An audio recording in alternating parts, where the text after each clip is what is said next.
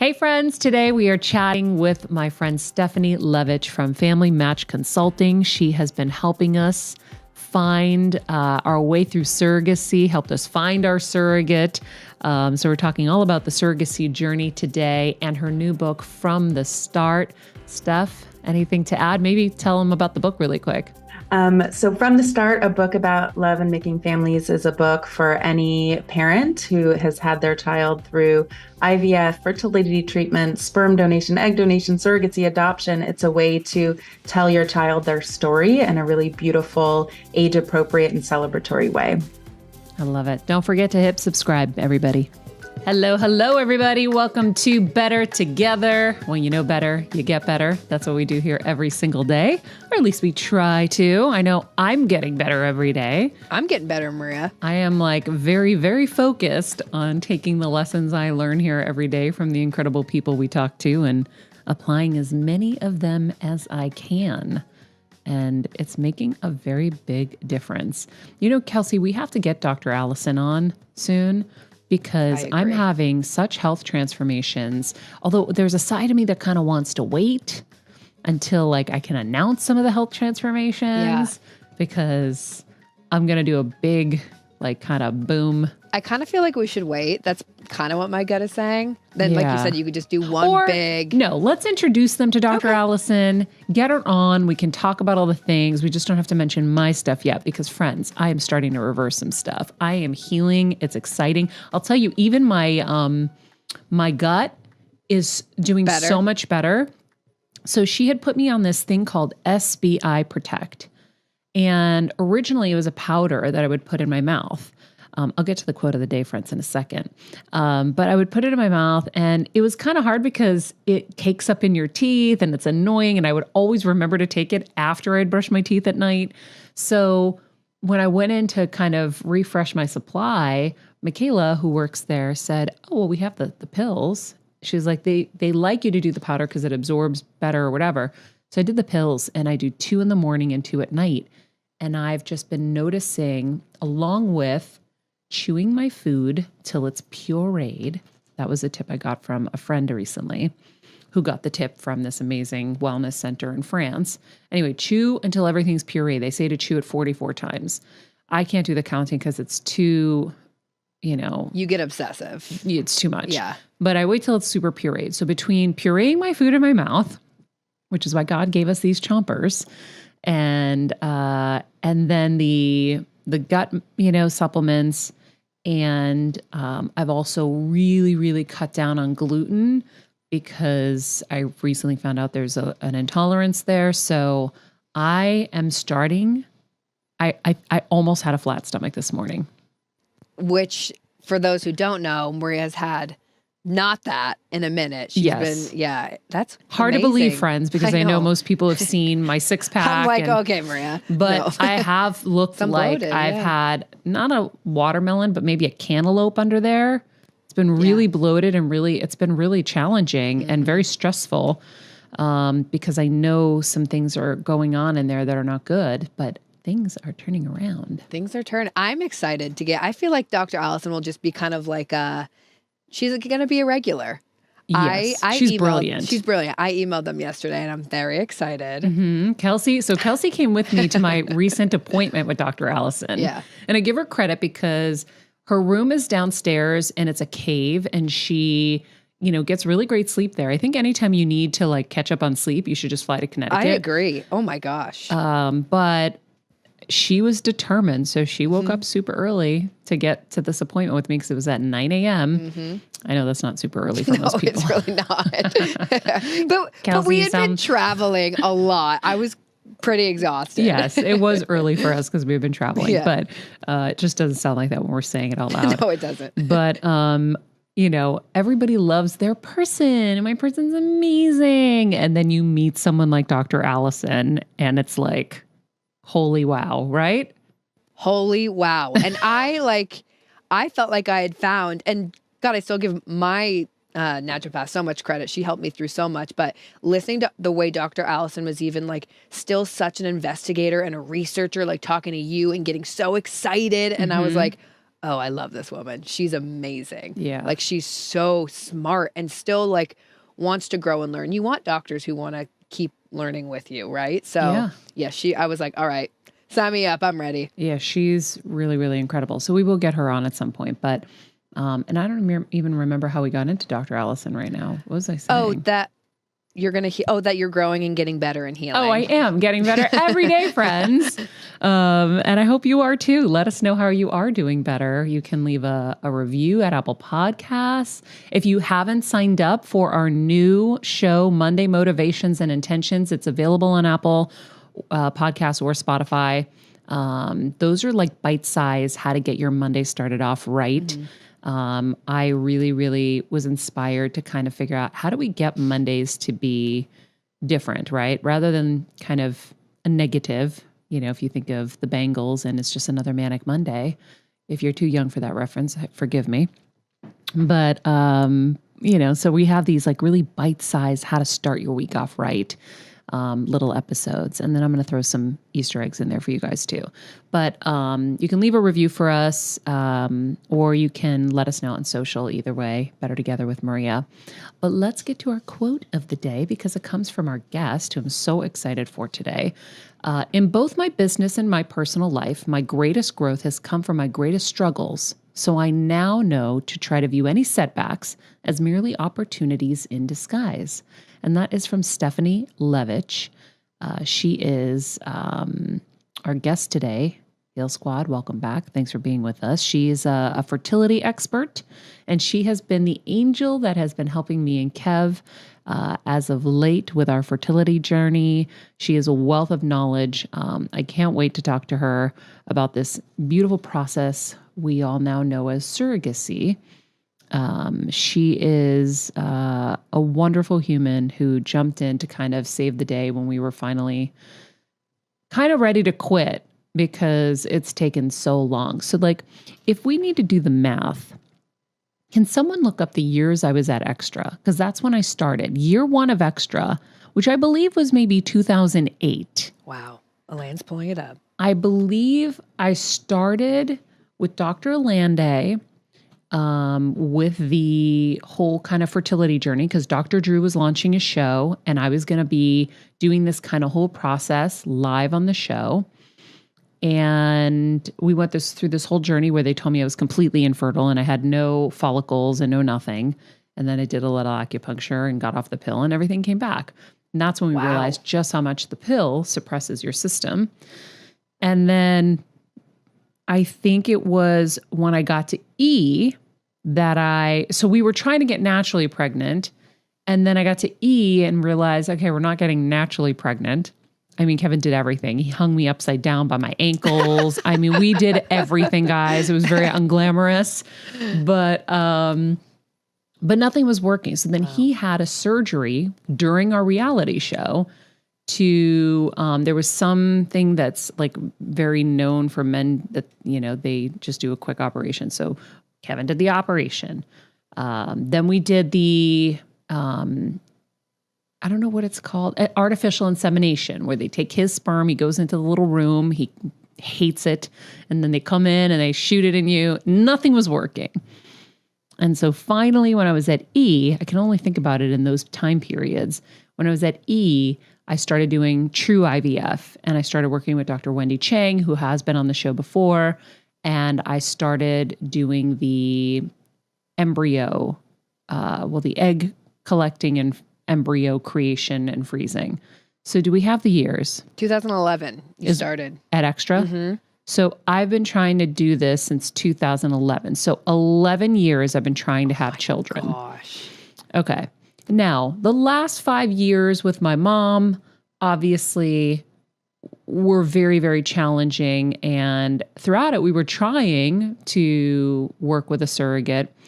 And the first surrogate didn't work out because her lining wouldn't grow to the final stage. It was very, very sad because she was a lovely human who was really trying so hard for us. And we signed the papers through the agency with her.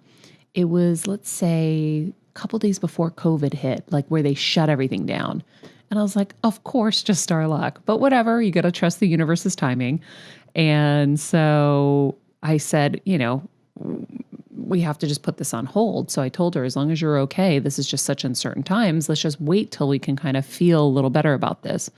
So then by the summer of 2020, we started kind of the process. And it wasn't until, was it last year? Yes, we tried because I remember talking to my mom about it. I'm like, Mom, we're getting close. We're getting close. Because they were like, we're getting close. And then we were not close. And so soon after my mom, we kind of took a little bit of a break. And then I was kind of giving up. And then my attorney that Kim connected us with, who's so sweet, was like, I need you to meet somebody. Her name is Stephanie. And I was like, I can't do this again. I don't think I can do it.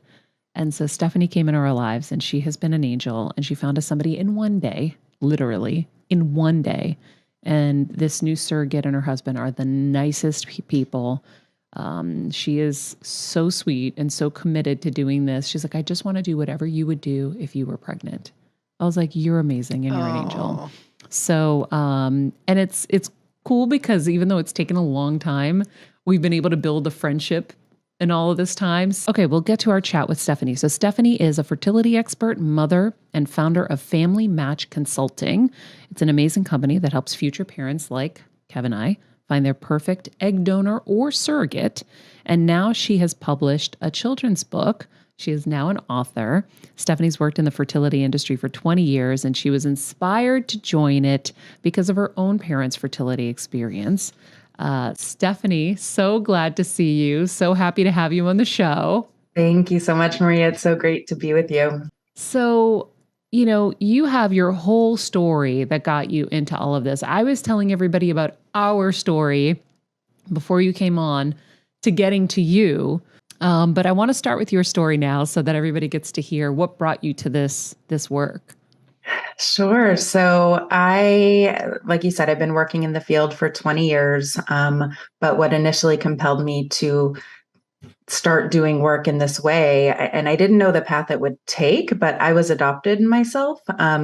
My mom, it's a crazy story because everyone turns to surrogacy or fertility treatments for so many different reasons. And you think it's just because someone might be infertile, but it's not that. There's so many reasons. And for my mom, she, at the age of 13, had a tummy ache, and my grandparents took her to the hospital where they discovered just a random infection. And the only way they thought they could save her life at that time was to give her a complete hysterectomy.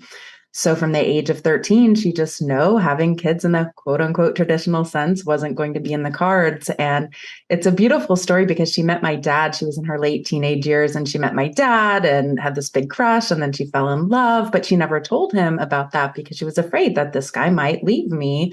And so to her surprise, one day he got down on a knee with a ring in hand and asked if she would marry him. And she's like, shoot, before I answer you, I have to tell you something. And she told him, and his response was, Sue, so we'll adopt. What's your answer? Are you going to marry me or not? That makes me want to cry. Me too. I'm crying in here. Oh. And so they did. They got married and adopted me, and later who became my brother and my sister. And I'm so blessed with amazing parents. They live down the street. They're amazing grandparents to my kids. And so the idea of just helping people like them in some way was always something that inspired me. And it ended up taking the path of surrogacy. But to even further my desire to do this work, 10 years into my career, I became an infertility patient myself. My husband and I had been trying, nothing was working. We were diagnosed with unexplained infertility. I call it a lack of diagnosis because I'm just like, please find something and fix it. But they couldn't figure it out. But IVF did finally work. And I'm so grateful for my little 7 and 9-year-old miracles as a result of it. But this is all to say just how personally and professionally I am invested in this work that I feel so beyond fortunate to be able to do. Wow. Steph, I have to say, because of all the work we've done here on the show, I instantly was thinking about Judy Wilkins Smith. You need to listen to her episode. She talks about family constellation work. And to me, there's a definite correlation between your mom and you not being able to have kids, and there's probably something in the lineage that blocked that energy. I think it would be really fascinating to kind of look at all of that, because even for me, I know that I'm fertile. I don't know why it just didn't happen. So I'm starting to kind of dig into all of that and see what maybe was blocking it as well energetically. Yeah, I mean, that's an interesting way to think about it. So interesting.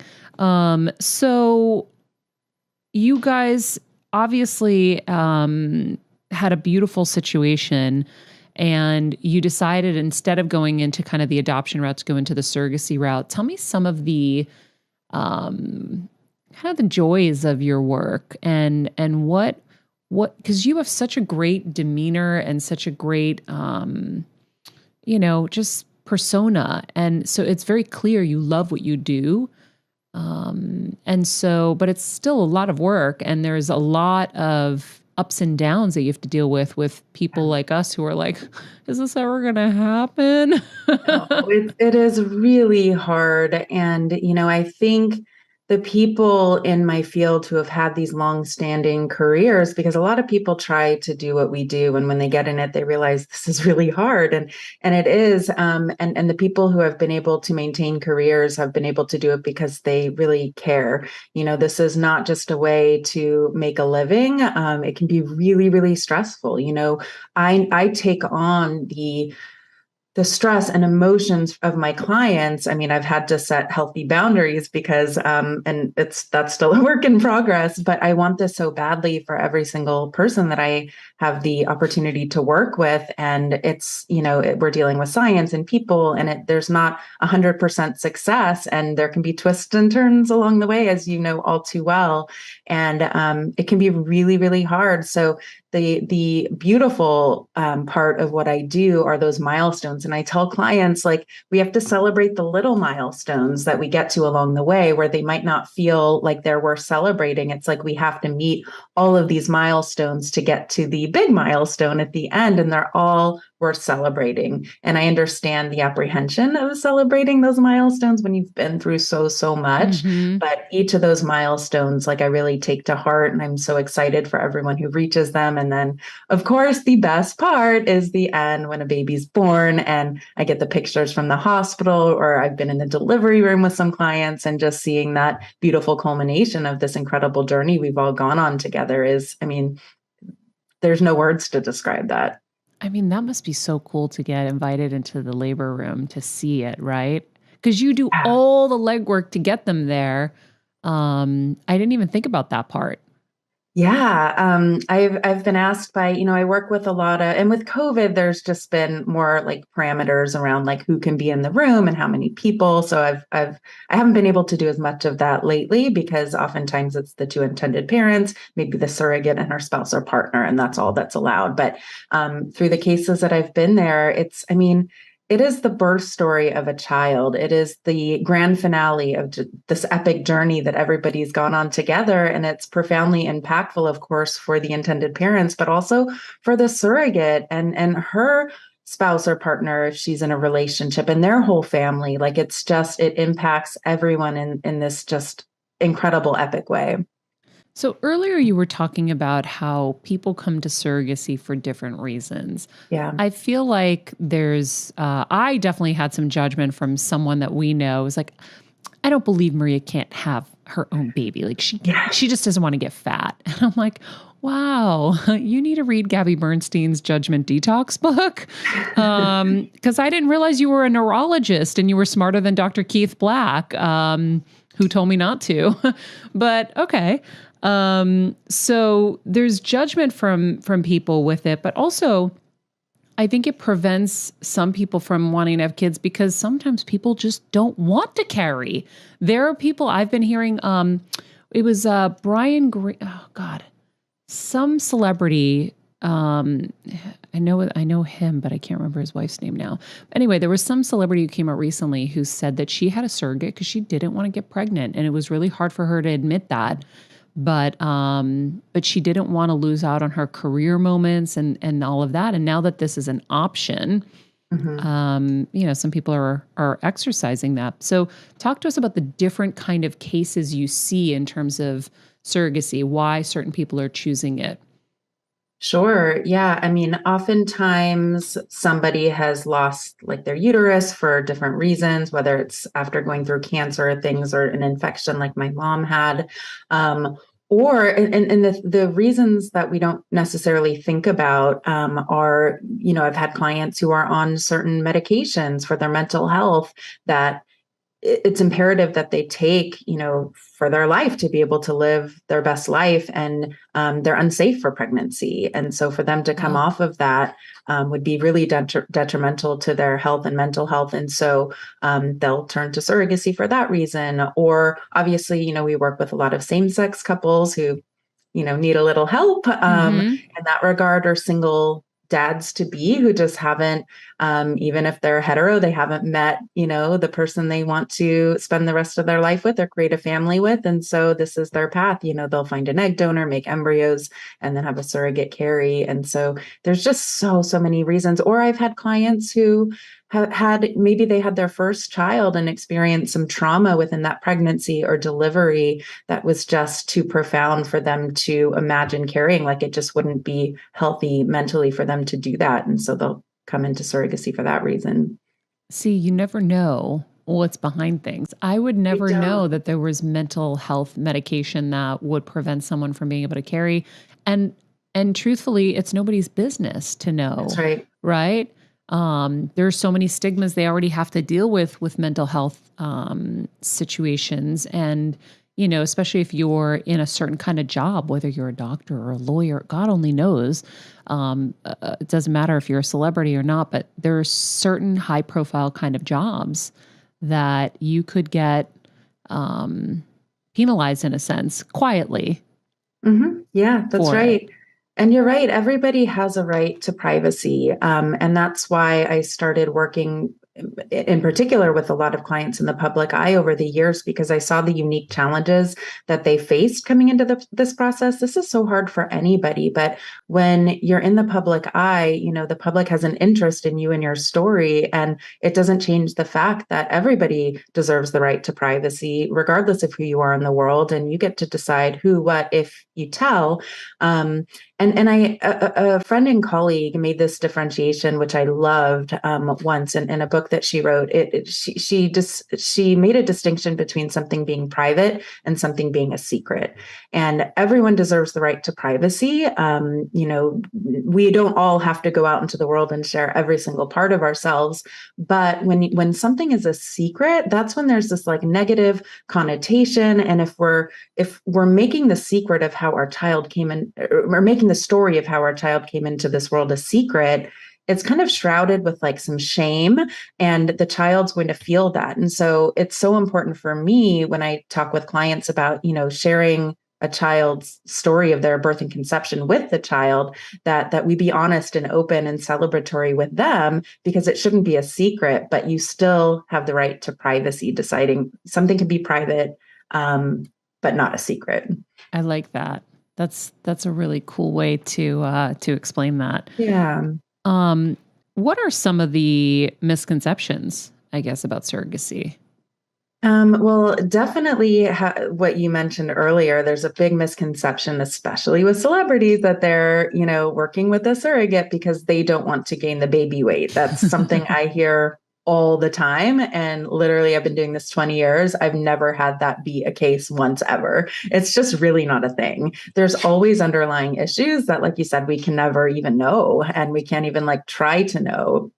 So that's one. And the other is that surrogates are just doing this for the money. They are paid, they're compensated for everything they go through in this journey. But surrogates really are women who have had their own children, have had easy pregnancies and deliveries, enjoy being pregnant, and really love the idea of being able to help somebody else become a parent. It's, like I said, a profound experience for them, just as much really as the intended parents. I mean, they carry that journey and experience with them throughout their whole life, and are so proud to have been able to do that. I just got the chills because I know just in even texting with my surrogate or our surrogate, I could even say, she's just like, I keep texting, I can't believe this is maybe going to happen. Like, I can't believe we're getting closer. And she's like, I'm just so excited to do this for you. Like, you can just feel, because I was maybe skeptical sometimes, like, why are they wanting to go through all of this? And is it really that? Is it the husband that's pushing them so that they can make money? That's kind of the narrative that I had been sold, and I kind of bought a little bit into. But just going through it with now 2 surrogates, I can see the genuine quality, or the genuine feeling that they have behind doing it. When we had to break up with our first surrogate, we were all, me, Kevin, and she were all bawling on the phone. We felt so bad. There was so much sadness there. And if it was just about the money, she wouldn't have been crying and we wouldn't have been crying. Right. That's exactly right. And I think that's the beautiful part of surrogacy. Now, everybody's different. Some intended parents come into the process with this mentality of it being kind of more transactional for whatever reason. There's so many feelings and things that come up for parents going through this process. And so some feel more comfortable with that aspect. But I prefer the human aspect of surrogacy because, like I said, it's a birth story of a child, and what it shouldn't be transactional. Like, it's really people coming together to create a family, and that's a really beautiful thing on both sides for all parties. Yeah, I agree, and it makes it the exact thing it's supposed to be, which is a special journey. Yes, 100%.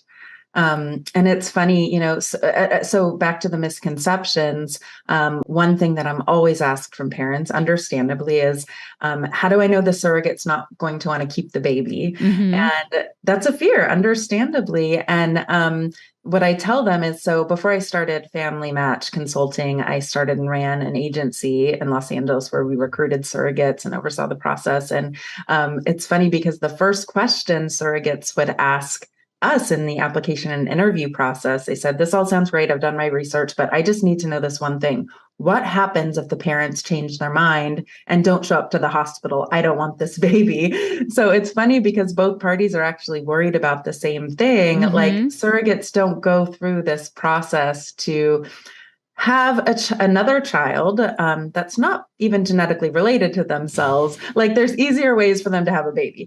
Yeah, because they're the ones who are fertile, so they can do it. Fertile. Like, they are scared that the intended parents might, like, God forbid, they change their mind, which thankfully does not happen. But it's just again, it's an understandable worry, but it's not something that happens. So it's never happened in your experience? Nope, because never. I know with the agency, the first agency I worked with, they said one time the parents changed their mind. And that was kind of crazy to think about. But I can see where you would just have such fear or trepidation or whatever, and maybe panic and make a terrible decision, I guess. Or I don't know if it's a terrible decision. I'm not the one who should judge, but it's crazy.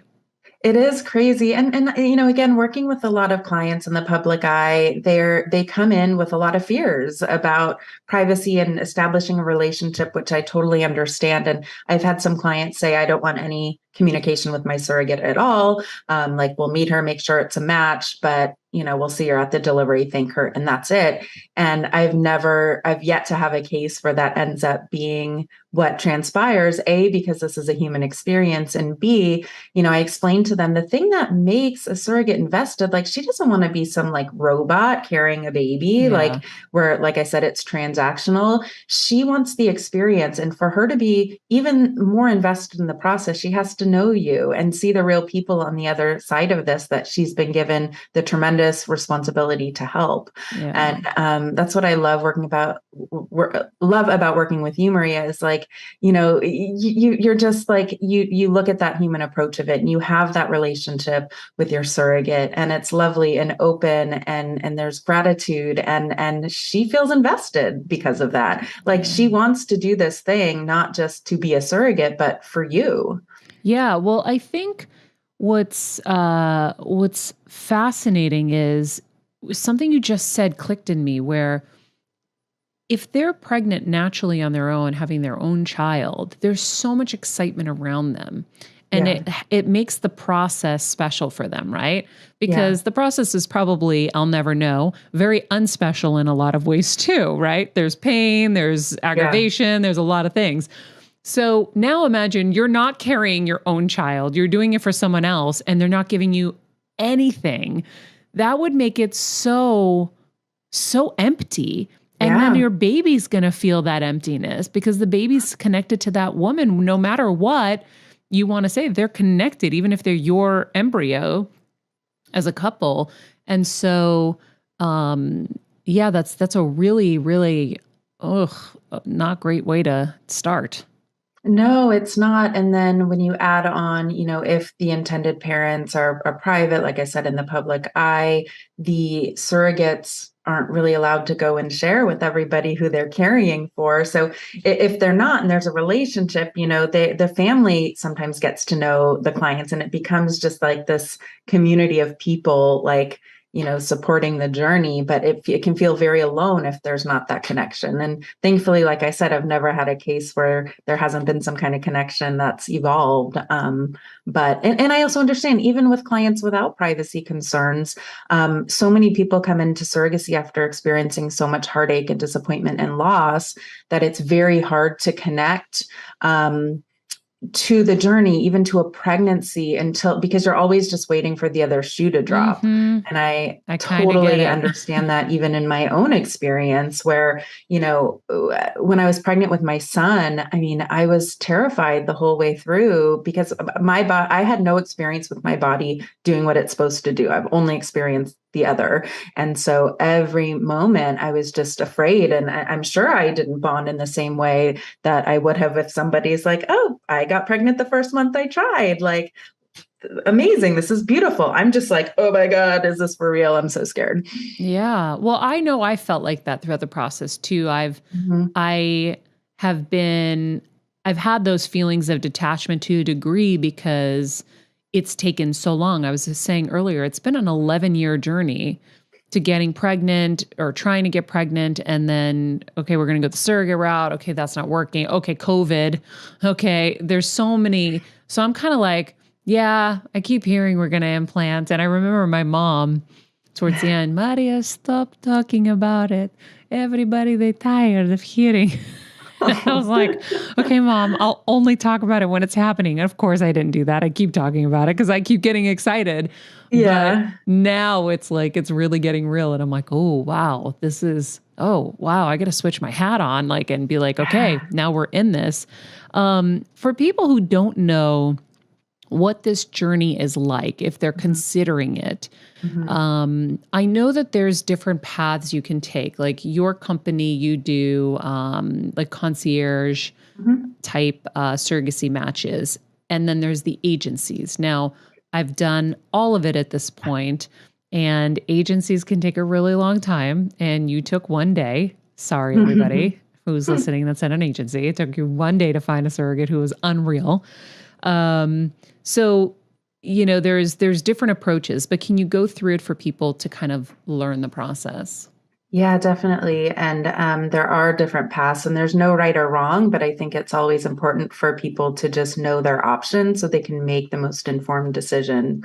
A lot of people don't even know that we exist. I started Family Match about 8 years ago. It was just me. We have a team of 9 now. We've never advertised ever. So it's just growing by word of mouth. And the good news is our process works, and it is an alternative for those that want to kind of start this journey faster and have that extra guidance as well. So traditionally, before we came around, the way you go about finding a surrogate mostly is you go to an agency and find a surrogate through that agency.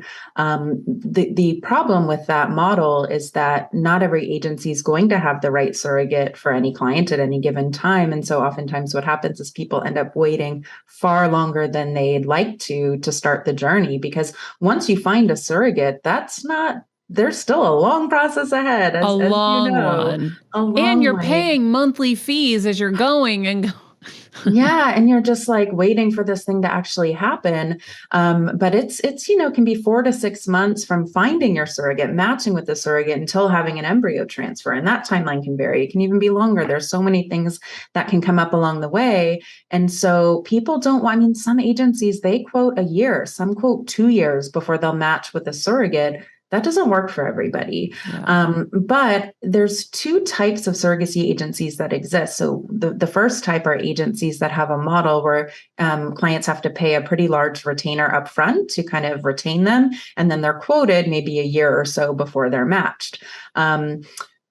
There's another type that they don't require any kind of payments or contracts to be signed or anything until they have a surrogate for those clients. So when I started Family Match, I wanted to create a network of agencies so we could accomplish a few things. One is match clients much faster.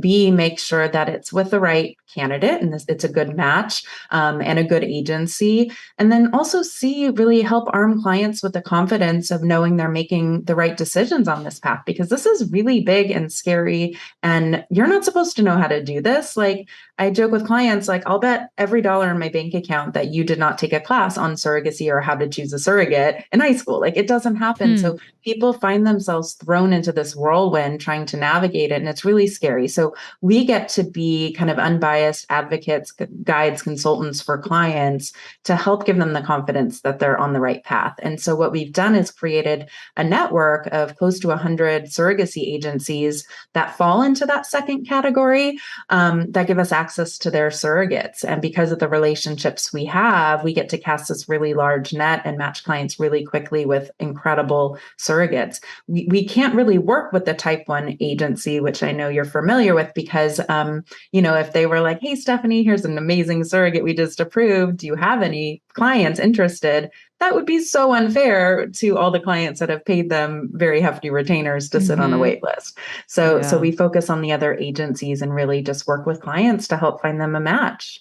Yeah. Well, and I think what's interesting too, like in our journey, when we realized we couldn't move forward with our first surrogate, I had a few months left and they're supposed to technically rematch you. And I was told pretty much like, yeah, that's probably not going to happen, just so you know. It's going to be a lame hand, a lame effort. And so you're going to keep wasting more time.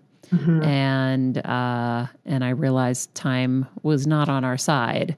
And so we had to make quick decisions. And that's how we ended up getting together with you. So it's a lot. And by the way, once you're in those systems, I don't know. I did not like the agency system, agency A. Yeah. They just keep cranking you. And you're seeing like you put this massive amount of money in a bank account. And then every month they're just taking money out. You're like, what's happening? Like, so where is the ball moving forward? I don't understand. Yeah, I don't have a baby. We're not even close to a transfer. Like it's really hard. Yeah, it's and we've gone through so many things. I know. It's been a lot, but it has been a learning experience and one that I'm excited to share with everybody here. When you finally match somebody, can you explain kind of what the process is from there? Because it seems like, yay, we found someone, we love them. Like for us, for example, with us, we Zoomed with our new couple and we're like, we love them, they're amazing. And it takes, I don't know, when did we start? I would have to look. It's been months. Every doctor's office has kind of a different process for what that looks like after a match. And some it takes longer than others. Some kind of move everyone through much faster. Are you looking at the when? I'm trying. Let me see. I could pull it up too. You might be more organized than me. I'm going to just look at emails. I don't want to start getting. I feel like it was last year. Yeah, it was last year. Let's see. November of last year. Yeah, it's been time. Let's see. Nope, October. I'm going back to October. But that's the thing, and it's why we want to try what I want to try. A whole year, guys. It's been a year. It's been a whole year. Well, and so that's the thing. And you found our surrogate in one day. And it's Yeah. still taken a year. It's taken a year. And that's the thing. And I tell clients, why I started Family Match. One of the biggest reasons was I'm very type A. I don't like sitting around crossing my fingers and waiting for something to happen. Like, I want to do what I can to make what I want happen. And the idea for me of paying a retainer, sitting for a year plus with fingers crossed, hoping that today's the day you're going to be presented with a match, like, that didn't work for me and wouldn't work for me. So I want to control the parts of the process we can, where I feel like we can control how long it takes to find a match. Because once you do match, we can't control how long it's going to take to get into an embryo transfer. There's a process. The surrogate has to go through medical screening with the intended parent's fertility doctor. Their uterus is looked at. There's infectious disease testing. We want to make sure that everything checks out where she's going to be the most ideal candidate. Now, through that screening, we may learn of some things that come up that either that may need to be fixed, and that can create months longer in on that timeline. And so by the time we get to the point where she's medically screened and cleared, it could be many months after she's been matched, after the parties have been matched. From there, there's a legal process. So the parents and the surrogate and our spouse or partner enter into a legal agreement together. This is where everyone's kind of protections are outlined.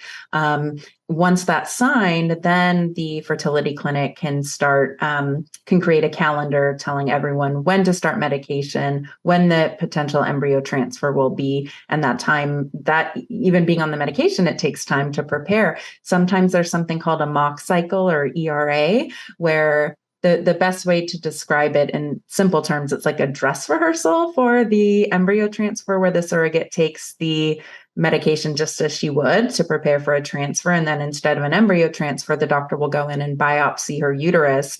And the results of that biopsy will tell us, would this have been a good timeline for the embryo transfer to happen? Most of the times, the ERA comes back that yes, it would. And then they emulate that same protocol for the embryo transfer. But again, that's a month of, this dress rehearsal. Like, it just, these time frames and these processes really add up to be pretty significant. So why do we want to wait a year or 2 years to find the surrogate when there's this indefinite period of time after that? Well, and especially where we were moving as lightning fast as you humanly could.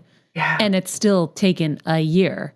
Right. And so, waiting a year to just find somebody. And then what happens, like you said, you find that somebody, you click, you love them, you pay the agency fee, you go through the medical clearances, and then you're like, oh gosh, there's something not great here. Yeah. Now what do we want to do? Well, let's try to heal the person. So then you try to heal them, or you'll go through some kind of medical process, or then maybe you have to start over again and find someone else. Mm-hmm. And so it's a journey, friends. Like, I know I feel like the boy who cried wolf all the time. I'm like, it's happening. No, it's happening. No, but that's the journey. It really is. No matter how much you want to rush it, it is a journey, and it does take a long time.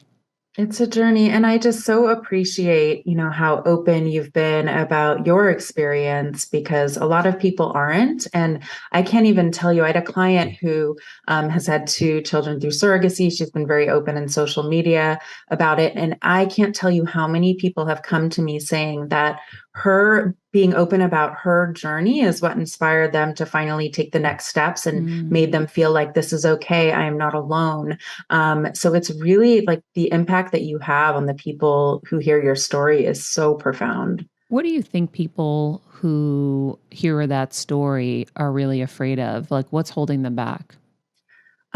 Oftentimes they're afraid of the stigma associated with it, whether it just be that they might be infertile, and what does that mean for them as a person? And does that change their worth as a human, which is, of course, not the case. But then the stigma of, like, I think especially for like celebrities who might have more money than others, they're like, oh, well, you're just going to outsource this job. Yes. Just like you would outsource, like, maybe like childcare, or like, having an assistant or whatever. And it's just so not that. And so people are just fearful of judgment. But I think the more we tell our stories and are met with the people saying, like, it's okay, you're not alone, like, the more freeing it is for all of us. Absolutely. Um, well, you and I are on our journey, We're on our journey. and And I I'm so listened to your excited. last episode or a couple episodes back about the stork.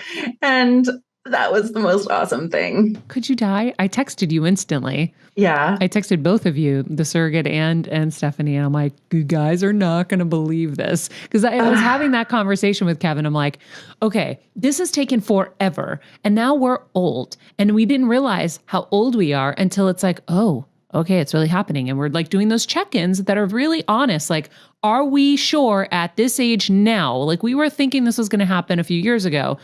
Are we sure? Because you can't put them back in. Like, are you sure? Yeah, I'm sure. Are you sure? I'm sure. Okay, cool. Because this is do or die now. And then the stork flies out of the tree. I'm like, you got to be kidding me. Yeah, like, that decision was made for you by the stork, I think. yeah, for sure. I want to get to your book because you wrote a really great book. And I don't have the copy here because I had it in Connecticut.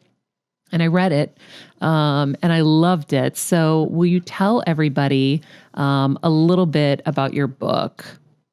Yes, and I have a copy here for anybody watching. It's called From the Yes. Start, a book about love and making families. And I co-authored it with Alana Weiss, who's my best friend of 25 years, who's also a mom through IVF. And it's illustrated by Darren Gate. He's super talented. But the whole idea behind this book was, having done this work for many years, so many clients would ask me, how do I tell my child the story of their conception?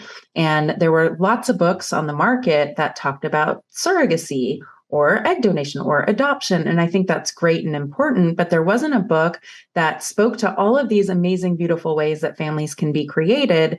And so what these singular books did not do is kind of paint the whole picture of family building for a child. So a child can say, wow, this way I came into this world is maybe considered quote unquote unique or different and awesome. But actually there's all these other ways families come into this world. And so from the start, we talk about IVF, fertility treatments, adoption, surrogacy, egg donation, sperm donation. So any parent, whether you're a single parent in a relationship, can pick up this book and read it to their child and their story will be told. So it can be read by anybody and it just kind of paints the picture and really helps to destigmatize family building. I think how we frame stories to children will be what they carry with them through life. Like my parents told me I was adopted before I could understand what the word adoption meant.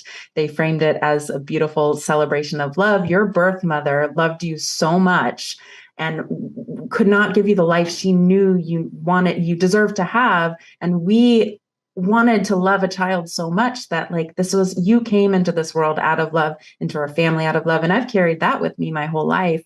And so this is just a tool to kind of help give parents that jumping off point of having these early conversations in an age appropriate way and a celebratory way. I really, really loved it. I thought it was so important because, as you said, there are so many journeys, so many different journeys to having a child now and different parents, right? You're not seeing just the mom and the dad. It's the mom and the mom. It's interracial. There's so many different stories to tell. Yes. And you did it so eloquently all in one book. So, I think it was really, really special that you did that. And I think people are going to really, really love it. I think this is going to be a really, really great gift. And by the way, what a great time too. Like the holidays are coming up, families are together. It's a really nice time to share that story with them, I feel like. Yeah, it's the coolest part of it. So it's so funny. Years ago, I wish I had them near me, but I literally wrote out stick figures and it scrap pages of just this idea, and to be holding this real book in hand is pretty awesome. It took 3 years of writing and rewriting and getting the illustrations right. But the feedback from clients all around the world reaching out saying, for the first time they see their story told. It's just, it was a labor of love, no pun intended. And the feedback's made it so worth it. Yeah, books are hard to make. They are. I mean, it's a children's book. It's 30 something pages, but until you get into it, it's I don't have to tell you. Yeah. It's a lot. I know. Well, and it's a lot of pressure to make sure you're including everybody in every scenario too, that you're not forgetting anything. to get the words right. My best friend and I mean, we would stay on the phone until all hours of the night, just like arguing. She'd say, we can't use that word. I'm like, it's fine. And she would scream, it's not fine. And we would like have a 2-hour debate over like a single word or a color choice or something. And it's probably why it took so long. But we were the perfect team because I was like, everything's fine, fine, fine. She's like, it's not fine. So if it were just her making it, this would never be made. And if it were me, it just wouldn't be close to as good. And that's as why you guys are better together. Better together. Yes. So where is the book available for people? On Amazon and Barnes & Noble, really anywhere books are sold online. Okay, great. And it's called From the Start, Friends. Get it for anybody you know that has a child. I think, by the way, it's really good for children of traditional scenarios to also have it and understand their friends in school that have different scenarios. I think that would be really, really cool as well. So we'll put the link to everything, the book, Family Match Consulting, and Stephanie's Instagram, all in the summary of this episode. Steph, is there anything I missed that you think is important for us to share with people about surrogacy and kind of family planning? I don't think so. I mean, I just want to say that, anybody who's struggling, whether it's through IVF, surrogacy, I mean, any part of this, there's help, there's resources, there's support out there. Call me. Even if we're not talking about surrogacy, I always want to be a resource to people kind of going through the throes of this journey, because having someone to turn to that you can trust and lean on is so important. It really is. And it breaks my heart when I talk with people who feel like they're doing this alone, and nobody's alone in any of this. Yep. We're all in it together. We are all in it together. Indeed. Well, I will never be able to thank you enough. And I hope we'll have good news soon for everybody. But thank you for all you've done to help Kevin and I. Really Maria, it is it. an absolute honor, and I cannot wait to celebrate, God willing, with you so soon. Thank you. You're making me cry. Stephanie, thank you so much. Guys, like I said, I'm going to put all the info on Stephanie and Family Match Consulting in the book From the Start in the summary of this episode. In the meantime, be nice people, make good choices, and be present. This podcast and all related content published or distributed by or on behalf of Maria Menounos or mariamenounos.com is for informational purposes only and may include information that is general in nature and that is not specific to you. Any information or opinions expressed or contained herein are not intended to serve as or replace medical advice, nor to diagnose, prescribe, or treat any disease, condition, illness, or injury, and you should consult the healthcare professional of your choice regarding all matters concerning your health, including before beginning any exercise, weight loss, or healthcare program. If you have or suspect you may have a healthcare emergency, please contact a qualified healthcare professional for treatment. Any information or opinions provided by a guest expert or host featured within website or on company's podcast are their own, not those of Maria Menounos or the company. Accordingly, Maria Menounos and the company cannot be responsible for any results or consequences or actions you may take based on information or opinions.